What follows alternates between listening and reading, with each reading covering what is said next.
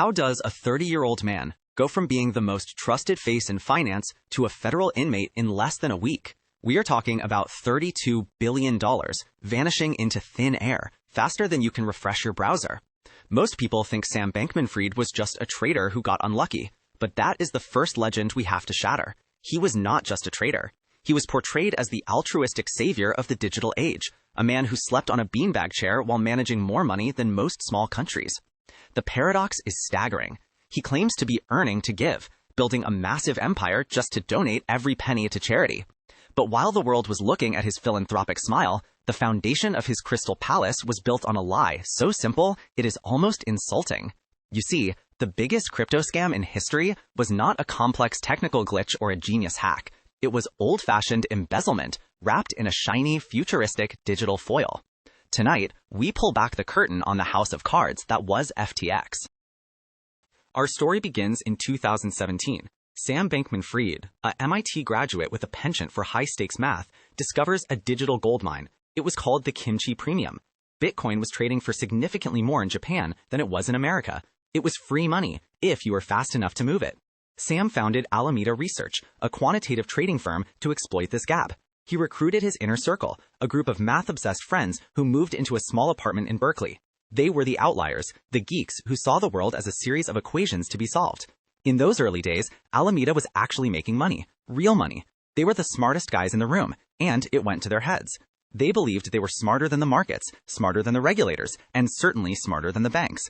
But there was a problem. Trading is volatile. One day you are up 20 million, the next day you are down 50. They needed a more stable source of capital, a way to ensure the house always won. And that is when the idea for the exchange was born. In 2019, Sam launched FTX. It was marketed as an exchange built by traders for traders. It was sleek, it was fast, and it was incredibly aggressive. FTX moved its headquarters to the Bahamas, intentionally placing itself outside the reach of strict American regulators. The growth was explosive. Within 2 years, FTX was a global titan. They bought the naming rights to the Miami Heat Stadium, they ran Super Bowl ads with Larry David, they had Tom Brady and Stephen Curry as ambassadors. To the public, FTX was the safest place to keep your digital assets. But behind the glitz of the Bahamas penthouses, a dark secret was brewing. FTX had a backdoor, a secret piece of code that allowed Alameda Research, Sam's original trading firm, to borrow customer funds without anyone knowing. It was a bottomless piggy bank. While users thought their money was sitting safely in their accounts, it was actually being funneled into Alameda to cover massive trading losses and luxury real estate purchases. The fortress was built on sand, and the tide was starting to come in. The relationship between FTX and Alameda Research was supposed to be at arm's length. That is what the law requires. But in reality, the two were one and the same. Caroline Ellison, the CEO of Alameda and Sam's on and off again girlfriend, was managing a multi-billion-dollar hole. Alameda was taking massive bets on high-risk crypto projects, and they were losing badly. To cover the holes, they used FTX's own native token, FTT, as collateral. Imagine printing your own currency, telling the world it is worth billions, and then using that fake value to borrow real customer deposits. It was a circular Ponzi scheme of the highest order. The group of 10 friends living in a $30 million penthouse in the Bahamas were effectively playing a high-stakes game of Monopoly with real people's life savings. They replaced professional accountants with a loose group of friends who communicated through encrypted apps, deleting messages as they went. They thought they were untouchable, but they forgot one thing. Secrets in the crypto world have a way of leaking out. Everything changed on November 2nd, 2022. A report from CoinDesk revealed Alameda's balance sheet was largely made up of FTT tokens. The market realized the emperor had no clothes. Then, the rival entered the ring. Changpeng Zhao, known as CZ, the CEO of Binance, the world's largest exchange, announced on Twitter that Binance would sell all its FTT holdings. It was the digital equivalent of a nuclear strike. Panic set in. Customers rushed to withdraw their funds from FTX. $5 billion was requested in a single day. But the money wasn't there. It had been gambled away by Alameda or spent on Bahamian mansions and political donations. Sam Bankman-Fried took to Twitter, desperately claiming FTX was fine and assets were safe. He was lying. Behind the scenes, he was frantically calling every billionaire he knew, begging for a bailout. But nobody wanted to touch the radioactive mess. The genius who predicted the future couldn't see his own demise coming. On November 11, 2022, the unthinkable happened. FTX filed for bankruptcy. Sam Bankman-Fried resigned in disgrace. The world watched in horror as a $32 billion company evaporated in less than a week. It was a total system failure. The new CEO brought in to clean up the mess, John J. Ray III, the man who handled the Enron bankruptcy, said he had never seen such a complete lack of corporate control in his entire career.